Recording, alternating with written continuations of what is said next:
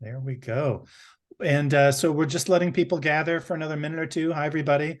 Bill Dempsey here. We'll be starting in just a moment. We invite you to go ahead and even start using the chat if you want to introduce name and affiliation. We have so many people who've responded. I'm afraid we're not be able to go around and do introductions. So we'll use the chat box for that feature. And we will start in just another minute or two as we get people out of the waiting room.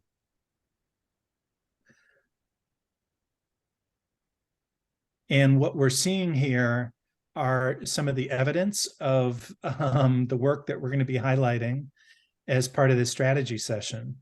Both the graduates of the work that the SEIU Education and Support Fund have been doing with frontline janitors to transform their workplaces into being energy efficient. And then the game-changing work of Resilience Force. You're seeing some of the photos there. And we'll be hearing lots more about them. But they have been completely transforming the disaster recovery sector. So let's just give it another 30 seconds if that's all right, and then we'll start in just a moment.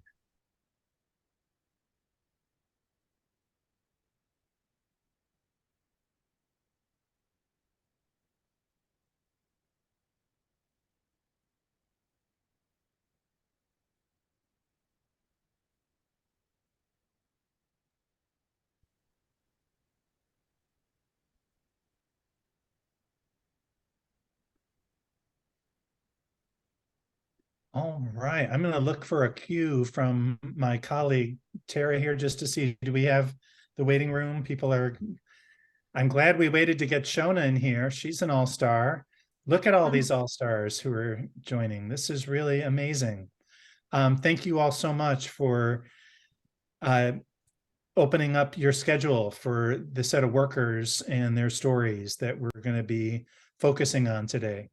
My name is Bill Dempsey. Want to welcome everybody. And unless I see objections from my staff team, we're going to get right into this while I still see we have a few folks kind of joining here. We definitely want to admit Josie Mooney. Wow. Don't let her sit in the waiting room. Hey, Josie. Thank you all for joining. This is really fantastic. We're asking folks to go ahead and put your name and affiliation in the chat because we have so many people on, we're not going to be able to do introductions. And for some people that are logging in, there's a default in terms of your name, but we're asking you to rename yourself in Zoom with your proper name and affiliation. So if you would do that. And then I see we have a phone number. There's somebody that just joined by phone. If you would just let us know your name and affiliation, if you could come off mute for a second, that would be helpful. The 520 number.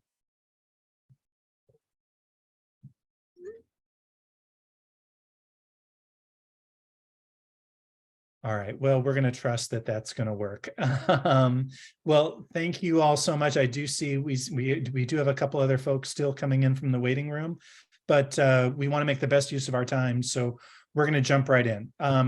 Just letting folks know we are going to record this. We're recording the session right now.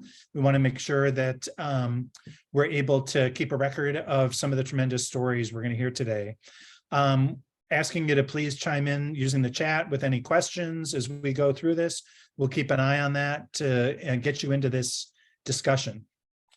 So here's our purpose here today. We want to have the backs of some very inspiring workers who are on the front lines of our climate emergency and how that emergency is landing on workplaces all over our country. And there's no better people to do that than the folks we're going to be presenting here. You know, these folks on the grassroots have decided we're not waiting any longer for the perfect bill to come out of Congress. We're organizing our workplaces and communities to address climate change right now. And to help us shine a spotlight on these worker stories, we have with us today our very good friend, Tom Perriello. Many of you know him as the congressman who provided the decisive vote for the Affordable Care Act. He's now the president of the Open Society Foundations. And Tom and his team are no strangers to frontline workers. They're out on picket lines, driving support for workers in motion in all kinds of ways. And I think our gathering today is very timely. I know a number of us were part of a session last week pre-conference related to the Democracy Alliance that many of the organizers are with us today that included a session on this topic. And so, you know, we have a lot of interest and a lot of eyes on this set of work. First up, we have our very good friend, Rocio Sáenz. And I got to know her when she was an organizer, became a leader, and now the executive vice president of the Service Employees International Union. She wanted to be with us in person today, and then she had an action come up with the airport workers that they're organizing. And so we are going to, she does have a statement, though, that she's put together for us. And so if we could roll that, please. Thank you, Michael. Hello, friends. My name is Rocio Sáenz. I'm an executive vice president for SEIU. On behalf of our 2 million members, welcome. First, I want to apologize for not being able to be with you all today, but I know you're in a very good hands. Our multiracial union, workers who are Black, Brown, API, immigrant, and Native born, is at the forefront of efforts to combat climate change because we're often the people most directly impacted by this crisis. We're proud of the work we have done, but we know we cannot make change by ourselves. So today, we're meeting to talk about 2 separate organizations working together to give us a powerful new tool in this fight, the incredible power of working people coming together.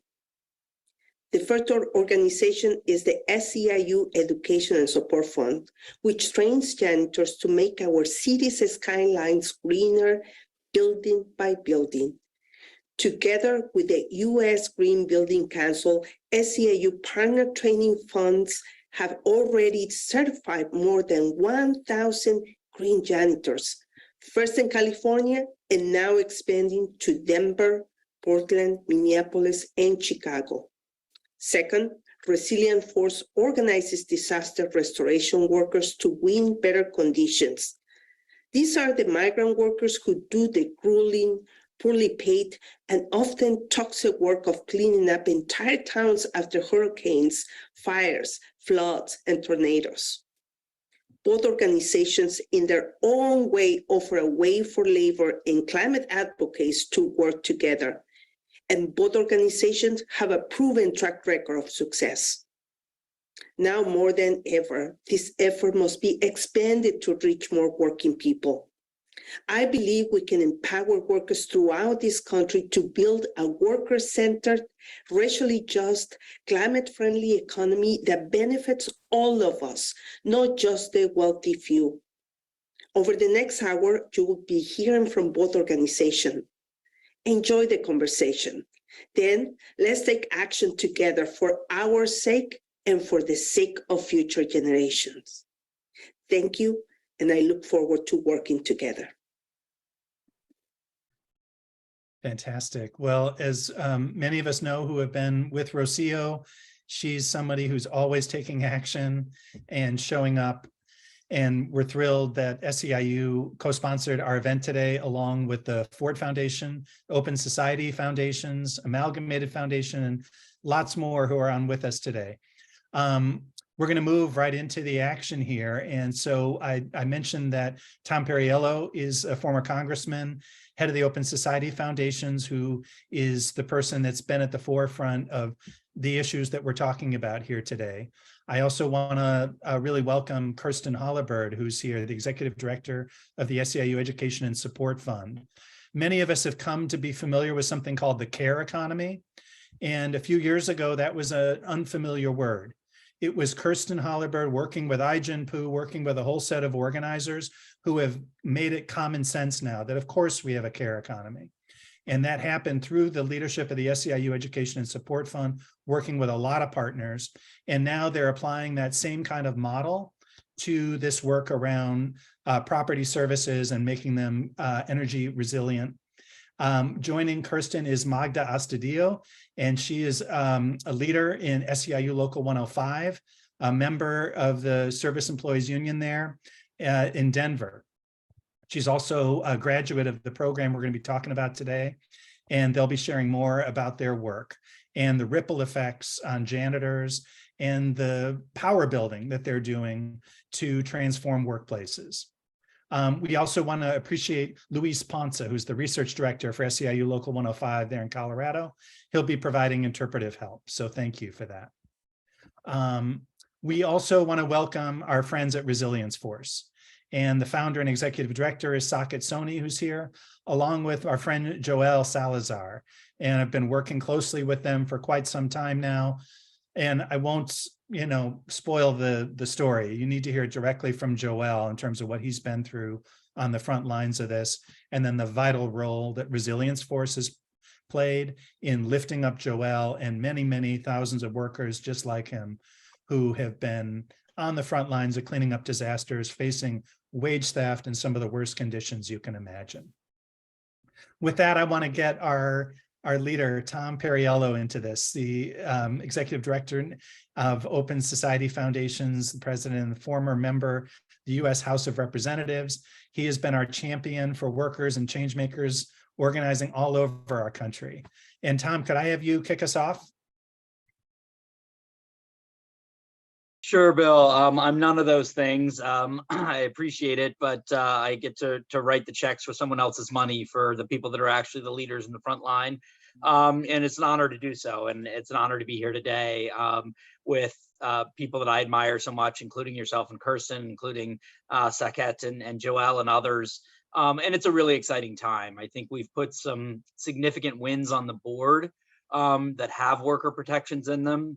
But we are going to have to fight like hell to make sure that those good wages, union jobs, are part of building this new green industrial strategy. And we also got incredibly close on care economy, got some victories in the ARP, in the American Rescue Plan, some very meaningful ones, but we also got very close on more. And just like we had to come back and fight to get the climate legislation through, I think we're at a time where we really are facing a choice, which is people came to appreciate essential workers during COVID, but they didn't yet translate that into better wages, better work conditions, better bargaining power. But we believe we're at the beginning of that arc, and things like the Education Support Fund, things like the Resilience Force are such a key part of that. These are things we're going to look back at historically and say, this was a transformation of how we think about workers, particularly workers of color. And it's because of the brave folks who step up and do this every day. We think our money and time is best invested by supporting organizations like these, and then pressuring Congress to follow their successes so far, that put collaboration and mutual benefits before, unsustainable and exploitative business practices. And I think there's tremendous awareness of that. So with that, let's dig in. Kirsten, tell us about yourself and how you came into this work and into today's conversation.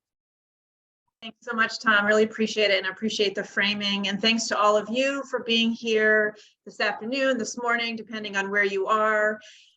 It's really exciting to be in a room full of climate activists and policy experts. So as Bill mentioned, my background is in organizing childcare workers. I've been in the labor movement for about 20 years. And most of that time has been with childcare. We started back in 2004 where none of these workers were organized, and we're now 80,000 strong across the United States, in 8 states, with some really historic wins on wages and benefits. And we still have work to do on that front. So I am the executive director of the SEIU Education and Support Fund.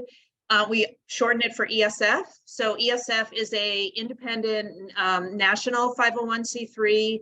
We partner with unions, employers, philanthropy, government, all focused around designing and implementing worker-centered workforce solutions.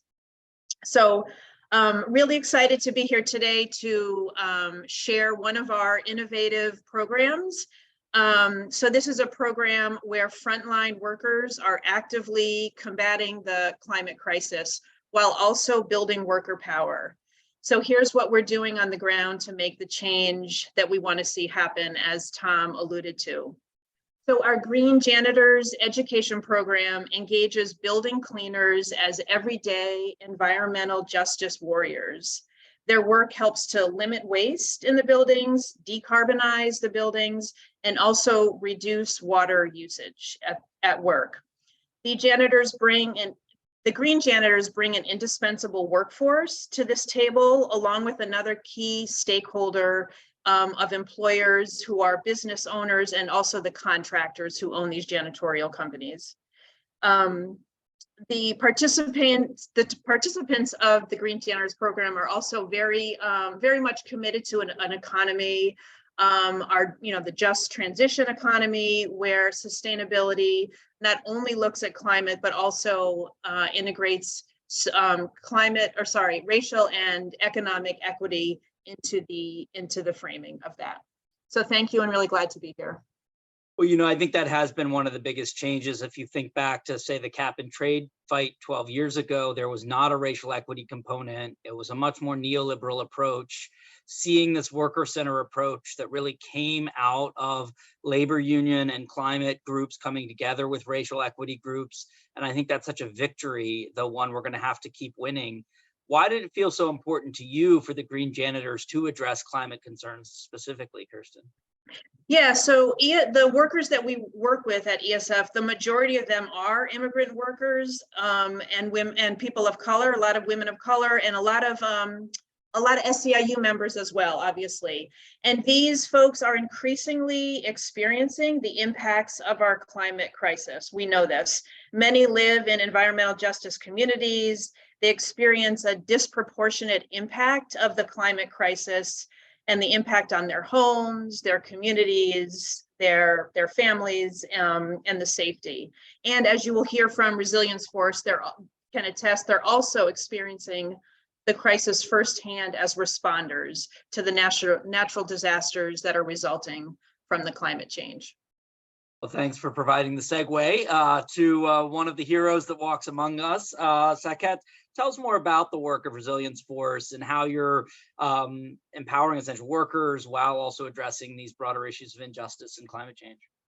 You're too kind, Tom. Thank you. And thank you to all of you. Just so great to be here with so many people who've done such important work. Resilience Force has its roots in the aftermath of Hurricane Katrina. Katrina back then turned the Gulf Coast into America's largest construction site. And as a community organizer in New Orleans, I had a front row seat to watch the way we run recoveries as a nation. Back then, Katrina was supposed to be a once-in-a-100-year storm. Since then, we've had more than $200 billion disasters in 17 years. That's an average of $1 billion disaster a month since Katrina. And as climate change drives these disasters, a new workforce has emerged that makes recovery possible. So when hurricanes, floods, and fires leave homes and schools and hospitals and entire communities in their wake, leave them to be rebuilt, that rebuilding is done by a group of people we call resilience workers. Many of them are brown, Black, immigrant, many undocumented. They are the people who make recovery possible. And we are building recognition for them as skilled workers. Now, as our climate emergency continues to impact more and more Americans, we now know the next disaster could come day after tomorrow. And as a country, we're all asking the question Bill McKibben put really well, which is, even if we do everything right, we're going to be confronted by climate disasters in the foreseeable future. How should we prepare? The answer resoundingly has been resilience, but that word has different meanings. To some people, resilience is a product of engineering or city planning or spiritual reserves. That's all true, but what we rarely talk about is resilience as a result of a workforce. In fact, there is no resilience without these resilience workers. So we're protecting the workers who help us recover now, but also building out the million-strong workforce that our country will need in order to drive climate resilience and make us climate adaptive. I mean, I guess what makes this so exciting is also what makes it so daunting, which is you're talking about something that is affecting almost everything. Everything is being disrupted, all elements of how we work. How does Resilience Force come into that process, both the rebuilding process and the thinking about this process? So to answer that, I'd just like to take you inside a disaster zone, the kind my team and I have spent 15 years in, and show you a little bit about a disaster zone that most cameras don't see, most news doesn't report. When a fire dies down and floodwaters recede, it's a race against time. Residents are desperate to get home. And the first race is the race to save homes. If workers can't get tarp on roofs or clear the mud, clear the ash, then what can happen is that the next day's wind or rain can turn partially damaged homes into completely uninhabitable ones. That leaves thousands homeless. The next race is to make the homes livable. That means saving them from mold, getting the lights turned back on. You have to dry out the houses, tear down walls that can't be repaired, unravel miles of electric lines to get the power back on so families can live there. The third race is the race to save the larger community infrastructure. So schools, hospitals, workplaces. You have to do it fast enough that residents aren't forced into impossible choices, because how can you stay at a school, stay in a home when you don't have a school to put your child in? If too many residents are forced to leave, the entire tax base evaporates and the municipality goes into a death spiral. So that's what the pressure is. Everybody's under pressure: renters, homeowners, landlords, employers, mayors. We are the ones coming in and equipping those workers to carry out that work. These workers are in high demand, and they are people like Joel Salazar, who I met after Hurricane Michael hit Florida, or people like Danielle Castellanos, who is going to interpret for Joel, who co-founded Resilience Force, who I met after Hurricane Katrina. These are the white blood cells of the recovery. Well, thank you so much. And we're really excited to hear their stories. Danielle and Joel, please tell us a little bit more about yourselves.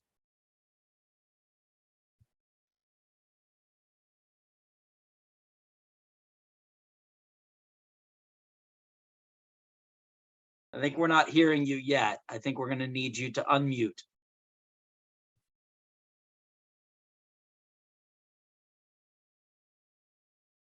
Hello, now, sorry, Tom, you know, I have a technical problem. Well, my name is Daniel Castellanos. I am the organizational director here in the Resilience Force. Today, I'm gonna do the interpretation of Joel Salazar. Ok, Joel, te pregunta cómo estás. Cuéntanos un poco más de ti. Hola, mi nombre es Joel Salazar. Yo soy un trabajador resiliente. He trabajado en 16 desastres. Por ejemplo, he ayudado a reconstruir Florida después de Michael, Colorado después de los incendios y Luisiana muchas veces. Hello, my name is Joel Salazar. I am a resilience worker. I have worked 16 disasters. For example, I helped to rebuild Florida after Hurricane Michael, Colorado after the fires and snowstorms, and Louisiana many times these last years.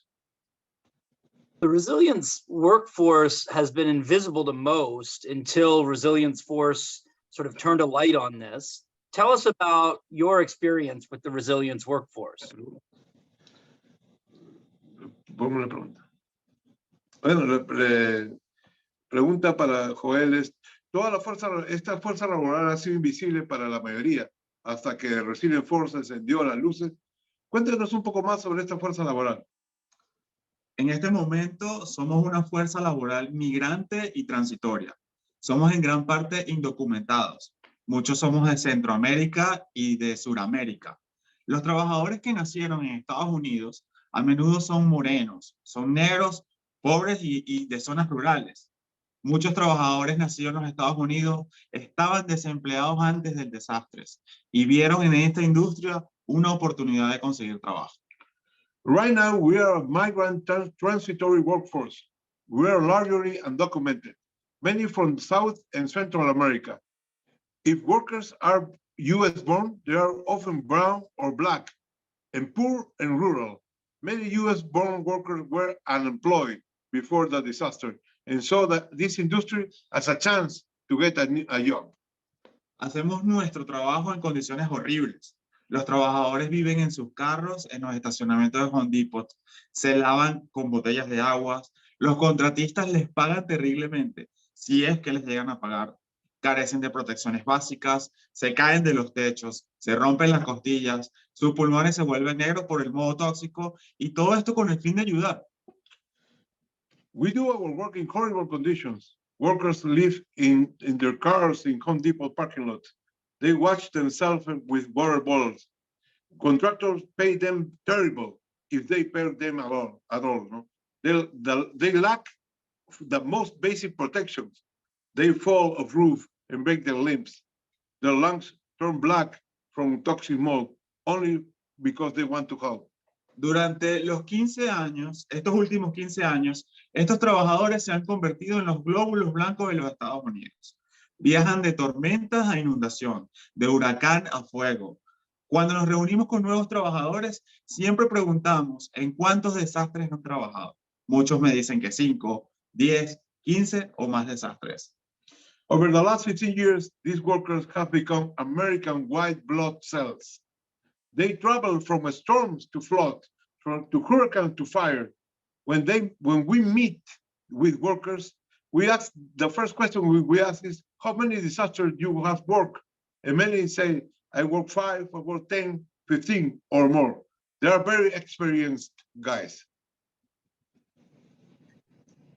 Well, we really appreciate you sharing these details. We know they are very difficult and difficult things you've experienced. It would be useful to hear how you are solving the problems of workers and as these disasters hit communities. Bueno, quieren saber cómo estamos resolviendo los problemas en estas áreas de desastre con estas comunidades. Te daré algunos ejemplos. Hemos construido una red de trabajadores. Los trabajadores siguen los desastres. Nosotros los seguimos a ellos. Nos hemos convertido en su única infraestructura y protección. I will give some examples, Tom. We have built a network of thousands of workers that follow disasters, and we follow them. We have become their infrastructure, the unique infrastructure, and we protect them in their own protection that they have.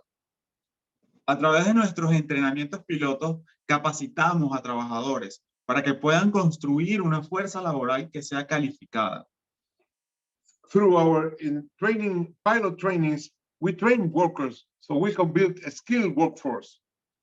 También estamos trabajando para presionar a las compañías de reconstrucción para que firmen acuerdos para mantener a los trabajadores seguros, pagados a tiempo y sean bien tratados.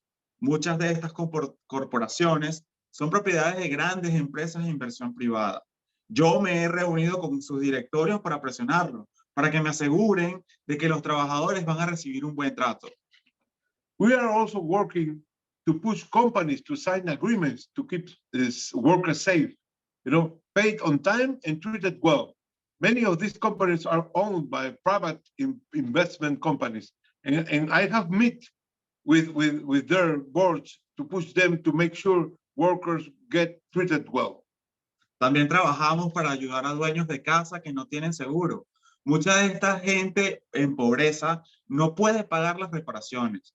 Nosotros reparamos sus casas gratis para que puedan ayudar a recuperarse.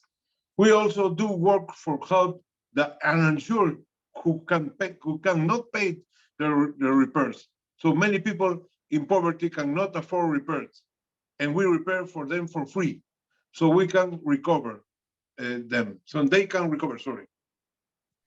Well, we appreciate your courage and your generosity. And it would be great to hear what your ultimate vision is for this workforce. Y Tom quiere saber cuál es la última visión final de esta fuerza laboral. Estamos construyendo una fuerza resiliente nacional que pueda ayudar a prepararnos antes y reparar después de un desastre natural. Estamos creando una fuerza laboral calificada que incluya a los trabajadores de hoy, pero que también vaya mucho más allá, que incluya a los trabajadores inmigrantes indocumentados, a los nacidos en los Estados Unidos, pero especialmente a los negros, morenos, nativos americanos y de zonas rurales. Tom, we are building a national resilient workforce that can help us prepare before and repair after disasters. We are creating a skilled workforce that includes today's workers, but also build far beyond it that include the undocumented migrant workers and the US born, especially Black, Brown, and Native American, and rural too. Tenemos la visión de una fuerza resiliente nacional que incluye a trabajadores jóvenes y trabajadores desempleados. Los trabajos resilientes pueden ser trabajos muy bien remunerados o pagados. Puede ser un trabajo que se da durante todo el año y puede apoyar a familias y carreras a largo plazo, porque la adaptación climática es una necesidad nacional. Y yo estoy completamente seguro de que con su ayuda lo vamos a poder lograr. We have a vision for a national resilient force that includes young workers and unemployed workers. You know, resilient jobs can be well-paid work. It can be year-round work, and it can support families and long-term careers, because climate adaptation is a national need. And I am completely confident that with your help, we can achieve it. Thank you. Well, thank you, both of you, but thank you, Joel, for inspiring us, and again, for putting forward a vision that can shape our investments going forward.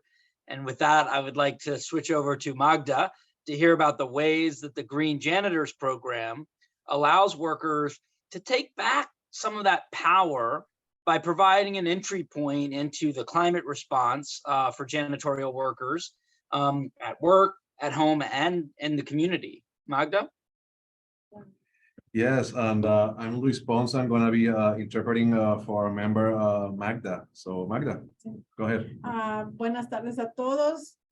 Mi nombre es Magda Astudillo. Soy trabajadora de limpieza por 22 años aquí en Denver, Colorado, para la compañía ABM. Y ahora, bueno, somos trabajadores, 11 trabajadores en nuestro edificio, en el edificio Civic Center, está en el mero centro. Good morning. My name is Magda Studillo. I am a cleaning worker in Denver, Colorado. I have been working for the ABM company for 22 years now. And now I work with a team of 11 people in the Civic Center Plaza, a building in downtown Denver. Yeah. También soy miembro de la mesa ejecutiva del local 105 de CIU. Soy mexicana y emigré en el 1994 y soy actualmente abuelita. I am also a member of the executive board of SEIU Local 105. I am Mexican and I immigrated to this country in 1994, and I am the grandmother of a granddaughter. Hemos querido participar en el entrenamiento de limpieza verde por muchos años y con la pandemia fue atrasado un poco más, pero finalmente se dio en enero de este año y para mí fue muy importante porque el entrenamiento que recibimos de la compañía ABM fue algo simple y no hubo mucha información para nosotros sobre cómo conservar energía, agua y cómo la limpieza sería mejor utilizar menos químicos y tipos que no son tan malos para nosotros. Yeah, we have wanted to participate in green cleaning training for many years, and with the pandemic, it was pushed back a bit more. But it finally happened in January of this year, and it was very important to me because the training we received from ABM was very light, and there wasn't a lot of information for us on how to conserve energy and water, and how to clean with fewer chemicals or types of chemicals so that they are not so bad for us. Pero con el curso, So what was it like going through a program like Green Janitors? How did it change things for you?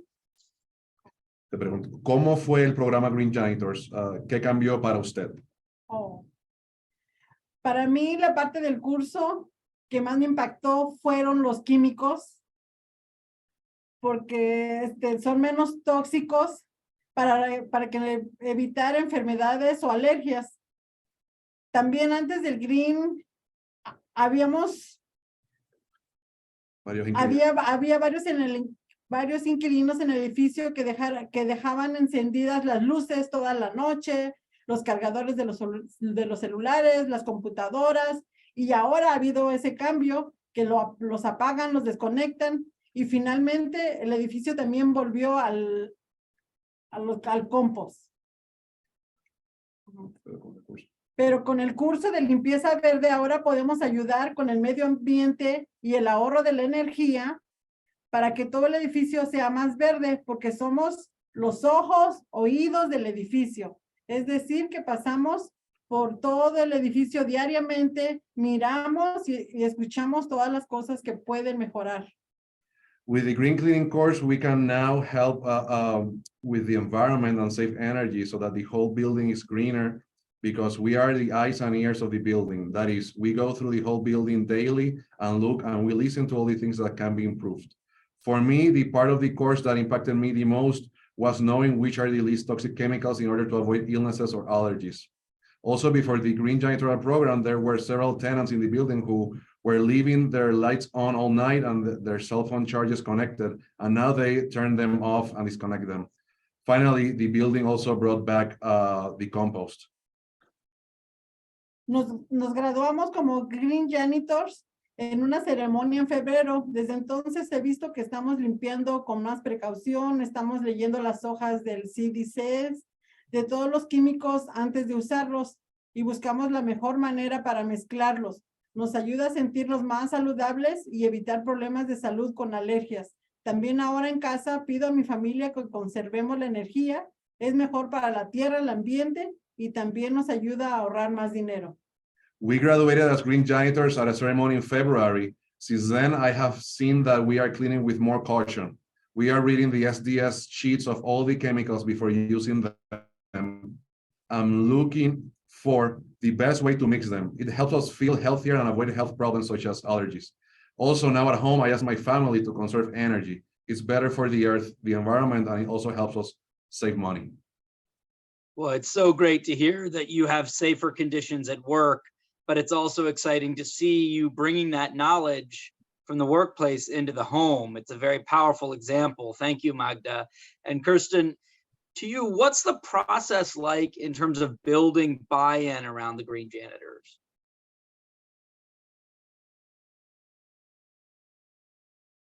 I think we're going to need you to unmute. There we go. Sorry about that. Yeah, such powerful worker stories there. Thanks so much.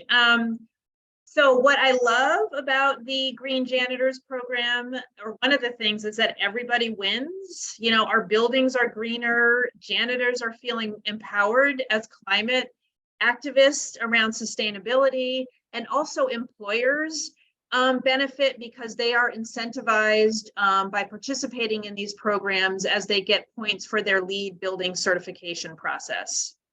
So this program is a 30-hour, very comprehensive course, as you heard Magda talk about it a little bit. It's certified by the U.S. Building, the Green Building Council out of Los Angeles, and was developed by the Building Skills Partnership in California. It covers energy, water conservation, health and safety, green cleaning practices, again, as we've heard. So janitors learn why these practices are important and then are able to practice them not only at work, but also at home. One of the things that we love about this program, that I love about it, is, you know, you're really building the learning from the bottom up, or really from the front lines back. And the people that are once given the knowledge are going to be able to identify gaps that other people aren't going to see: efficiency opportunities, clean energy opportunities, resilience opportunities. What's been the result of that, of giving workers more of an opportunity to shape this themselves? Yeah, so it's exciting. The Los Angeles pilot, which included 7 major buildings, showed documented benefits for all involved. So we've actually been able to do an evaluation. We're going to throw the link into the chat for people that want to get more into the details. The report was commissioned by the LA US GBC from Caltech, and it's an organization called Seed LA that did the report. So from the report, on average, the energy usage was 5.6% lower in the buildings that employed this green janitor program. And there was also widespread increase in tenant adoption and awareness of energy conservation measures at large throughout the building. So building owners with janitors who complete the training, again, are eligible to get these credits on their LEED certification projects, certification. So that helps as well for the program. So win-win for workers and project managers, win-win for business and for the environment. Where does that leave us? What's the bottom line for the program? Yeah, so I mean, with buildings responsible for about 40% of global carbon emissions, getting everybody on board is really critical to be able to meet our climate goals. Our buildings become greener and use less electricity and water, janitors become empowered.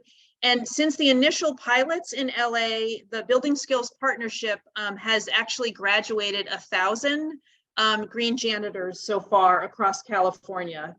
And green janitors is a key part of how we prepare, janitors to be sustainability warriors and take this work out into the greater community and also into the policy and advocacy communities.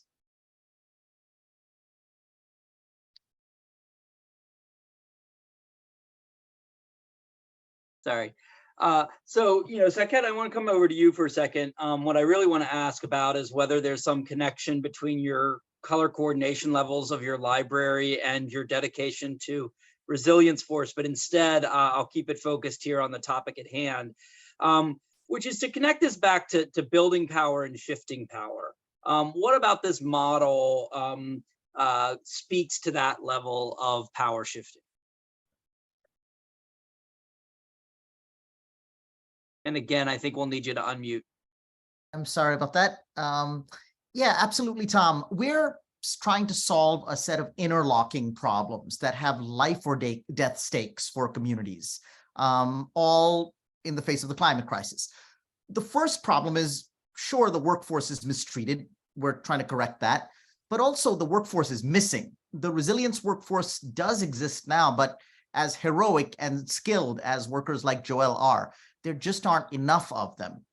This worker shortage has dire consequences. All over the country, we go to counties that spiral into bankruptcy because homes, schools, and civic infrastructure aren't repaired. The reason they aren't repaired is because of the worker shortage. People are losing affordable housing stock. Some places, 70% of their affordable housing stock. Some places are losing public schools. This means that there is an enormous and growing demand for workers. And to meet this moment, our answer is to build a national resilience workforce that can meet the crisis, a skilled million-strong workforce. The idea is to build an American resilience force that builds our climate resilience, but at the same time build racial and economic equity and build the social cohesion on which our future builds. So it's a theory of change that has these three pillars. There's the building of the missing workforce, but there's also moving an entire racial justice agenda through rewriting the rules of disaster recovery while we build the kind of social cohesion and bonds that can only be built after disasters, in that beautiful opening after disasters. So they always say every great journey starts with a step. What's the vision for piloting this on the ground at this point? In Louisiana, Florida, and California, we and our partners are organizing local workforces. We're partnering with the DOL to add new resilience occupations to the official roster of US jobs nationally. But we've picked pilots that are turning into hubs where local people are getting into trainings and getting on a career pathway. We're also organizing private sector employers in these markets so that they and their institutional investors can get on the high road and commit to worker protections and hire from our pool of trained apprentices. And we're bringing political officials into the mix, elected officials who want to solve practical problems. One of the things, our foundation is global. I run the US part, but it includes foreign policy, run it with Lale Spahani. And when we see kind of the big picture, we look at whether or not we can build multiracial democracies, genuinely inclusive multiracial democracies that can sustain themselves. And, we're looking at a 10-year vision. How do you build that multiracial coalition? How does this work interact with that, what I would argue is part of that broader arc of history of trying to build multiracial democracy and help it work? Absolutely. Great question. So we're not just fighting for workers' rights. We're also fighting for racial and economic justice and a healthier democracy. The way we do disaster recovery right now in America doesn't address inequality. In fact, it exacerbates inequality. What we see everywhere is what we call the resilience divide. The current system funnels federal recovery funds disproportionately to well-off homeowners, mostly white, who can emerge from recovery with greater wealth than before. Meanwhile, uninsured, underinsured homeowners, renters, who are disproportionately people of color, lose wealth during recovery. So it's not just disasters that are the problem. The rules of recovery have to be rewritten in the United States. And if we rewrite the rules, what we can do is build social cohesion, civic bonds, and racial justice. City after city, I've seen it. People who rebuild together also build relationships. They build bonds. And so those are the two pillars of our work other than workers' rights. It's building racial justice by bridging the resilience divide and building the social cohesion on which our democracy recovery has to be based. So, Kirsten, one of the words that I feel like I heard a lot growing up that I didn't hear for a while and I'm hearing more about now is apprenticeships. We're hearing it in the context of the new green industrial economy, but also something we certainly seems to be coming up in the context of ESF. How does your apprenticeship work relate to the green janitors work? Yeah, so yeah, as you said, Tom, the apprenticeship is sort of having a new revival with very much a focus on non-traditional trades models and also focusing on women and people of color. So I think that actually both of these programs that we're talking about today are a real opportunity to be able to build apprenticeship work in these industries. So so that we have a pathway to build and transform these low wage, low standard jobs into jobs with, decent wages and even potentially a career trajectory in there. So like Saket says, like working with the DOL and really trying to capitalize on some of these opportunities right now to, build good jobs in the service sector is critical. And I think both of these situations lend themselves well to this opportunity. So it's like there's a way of seeing this very much as a service delivery operation. You have people in incredibly vulnerable situations who may lose their homes. You may be able to save their homes. But there's also seems to be a movement building aspect of this. Can you talk a little bit about the ways in which you see this as something more than delivering quality services to those in need? Absolutely. Yeah. I think what we are sitting right on top of is an enormous new base of potential support for the agenda, a base, frankly, that many of us leave on the table, but we can go get them. We constantly encounter people who may tell you they're not climate voters or may tell you they don't believe in climate change, but they do believe their basement is about to flood for the 4th time in 3 years. That is incontrovertible. We talk to them about resilience, but that resilience conversation is a way in to talk to them as voters, as community leaders on climate. Millions of Americans live in climate disaster zones. Many of the biggest flood zones in America are in West Virginia or in Texas or in the middle of the country, in Wisconsin and Michigan.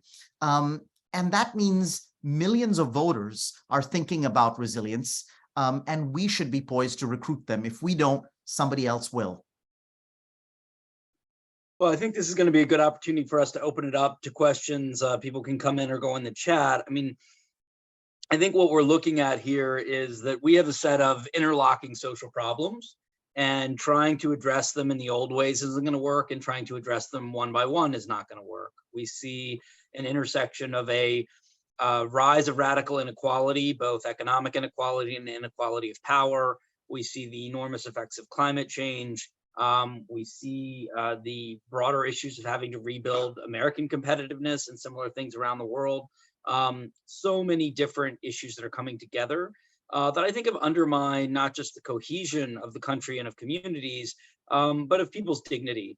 And I think so much of what I see in the work that's being done here is, making sure that as we see a very new economy, and I think you've spoken to it so well, as have the workers, that we need to stop treating these things as sporadic disasters and understand them as a new normal, even as we try to mitigate the effects of climate change. And in doing so, we need to understand that today's equivalent of the coal miner of 80 years ago or 100 years ago may look very different.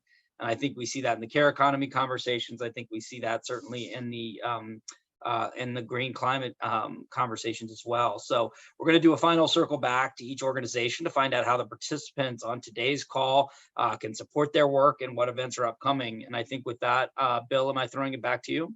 Yeah, so we have a few questions. I've been messaging with some of you individually.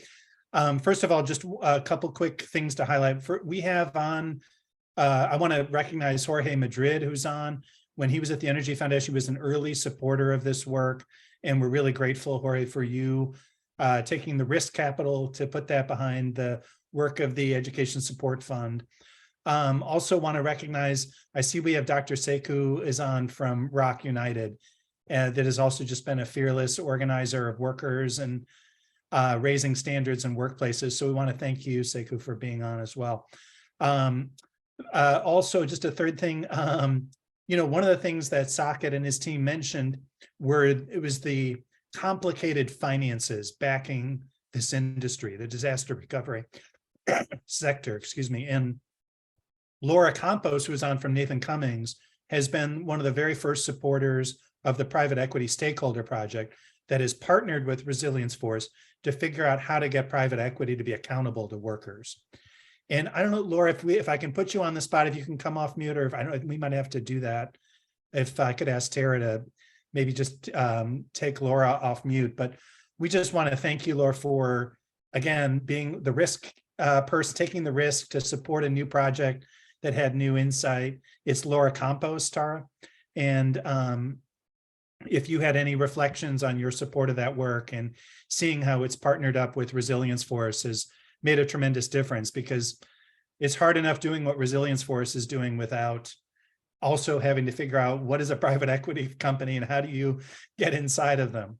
Yeah, thanks for that, Bill. I mean, I think the one thing I would say is that the private equity industry is just so opaque and hard to understand. And so the private equity stakeholder project has partnered not only with a lot of groups working on really important issues across a range of sectors, but they've really done a lot of the work to try and highlight like the complicated funding structures. I think it's critically important that we then take that work, some of us that are investors as well as funders, and talk to the general partners about the practices that they are maybe needing to improve.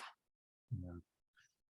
Well, we could do a whole other session just on the complicated finances that are landing in workers' lives. Thanks for that shout out to in the chat, MB. I did get another question, Tom, from one of the participants who wanted to ask about employers. They were noting that both of these projects are doing interesting things, both accountability work with employers, but also partnering with employers, and whether they could share some reflections about how to get employers to do what's right and get them to the table. So I'm I don't know. happy to start. This Green Janitors program, it is, built out of a labor management partnership. So the workers in these buildings are unionized, and so there is, there needs to be a working relationship between the workers, and the employers to be able to pull this program off. And we've had really strong interest from employers for all the reasons that you've heard about how they gain from this program themselves. And the ultimate vision for this program actually is to eventually get them to be able to contribute significant, funds in the labor management negotiating process and the contract agreements, so that money for the long term for this program will be coming from employers. We're currently bridging into that work, into the next round of negotiations with philanthropic dollars. Great. Saket? Yeah, I would just say, that these are companies in our resilience economy that used to be mom and pop shops. Today, they are billion-dollar construction companies owned by private equity giants with huge institutional investors, including state treasurers. So what's changed is that there are actually real levers to push employers. We're working with Bill and many partners, Private Equity Stakeholder Project and others, to push all of those levers. And we just won the first ever state-of-the-art agreement with a major national firm, with many more on the way. So I just think this is a space with both these organizations where you can look under the hood and see that victory is possible. Well, I'm mindful of time. I know we do have a number of other questions that we may have to follow up with people offline on. I see we're just into our final minutes, and we did want to, ask the groups, just in terms of landing the plane here on this session, if you want to just wrap us up with the next steps and action items. So I don't know, Kirsten, do you want to start? Sure, I'm happy to start. So yeah, just to, recap our vision, we are hopeful that one day all buildings will have green janitor programs in them for all the reasons we talked about, and that the green janitors will be paid a living wage and treated with dignity. I just want to echo what Bill said about the Energy Foundation. We're very grateful for some of the seed money from the Energy Foundation for early support of this project. So we have 4 green janitor pilot programs right now, one in Denver, Portland, Oregon, and most recently in Minneapolis. And Magda is actually one of the first graduates of the program outside of California, which, as you heard, was really the place where we started this. And some really exciting news that Target in Minneapolis has actually signed up for the program and recently just graduated their first 30 graduates of Somali, Spanish, and English speakers. So, and again, as I mentioned, the longer term vision of this is really to be engaging employers to be able to contribute to this program and the work in the buildings, and really to grow this into other programs like apprenticeships or developing other kinds of national standards and credentials for this workforce, so that these jobs are good jobs. So we, mostly we're looking for strategic partners to work together on this project. And we're just really excited to have started this conversation with you all and hope to continue it. So thanks again, everyone. Want to close us out here? So, and I should also just note, I meant to shout out the Solutions Project, on which we're grateful to have so many people on this call. So we'll have to do a proper follow-up and thank you. But the Solutions Project has also been at the forefront of supporting grassroots frontline workers in so many ways as well, along with many others on this call. Saket, what's your final? Well, my final word is really an invitation. I'm here to recruit you. There is a new field that we need to build. There's an entire resilience ecosystem to be built. Think back to the beginning of the tech boom. If we had been able to write the rules of Silicon Valley, to embed into the code worker justice, racial justice, gender justice, bargaining power, healthy and wealthy communities, so much good could have come of that. Here we have the resilience economy, a $2 trillion economy that has implications for climate, for racial justice, for every community in America and every voter in America who's concerned about the future and whether we have a livable future. And so we have an opportunity here to build a new field, a new ecosystem that's bigger than anything any one organization can do. So there's 2 ways this could go. There'll be small organizations or mid-sized ones who work on resilience, on their own, and it'll be fine, and some good will come of it. Or we could all band together and build the kind of strategic opportunity investment that allows for a new movement infrastructure to pull the levers of resilience and move something very big and very profound in the next 10 years. Again, a $2 trillion with a TR economy that we can embed now, that we can write the rules for now, because it's a nascent new economy. And if we do it, then I come back to where Tom wrapped us up, where the next auto worker or manufacturing worker or the next coal miner, the iconic American worker of the next era is going to look like Kirsten's members and my members. And that's the world in which we want them to have a real shot at changing America. So thank you, and join us. And so we are just about at time. Tom, I don't know if you had any closing things, if you want me to do the wrap. No, I mean, I just think everyone senses how magical this moment is. I would reinforce, that statistic. We're looking at $1 billion disaster every month, approximately. We also have an enormous amount of public investment coming online right now, and finding ways to ensure that it is worker-centered, worker-forward is so important. So it's a good time to be giving to organizations like this, and finding ways to bring in new partners to support it. And with that, just thank you, Bill, for convening us, and thanks to everyone who was part of this. All right, we will let you all go with a big thanks for Tom, Rocio, for having the backs, Magda, Joelle, for taking the risk, being on those front lines, and being a part of the great organizing work that Kirsten and Saket have been putting together. And we will be following up with next steps with great gratitude to all of you. Enjoy the rest of your afternoon, and we'll be talking soon.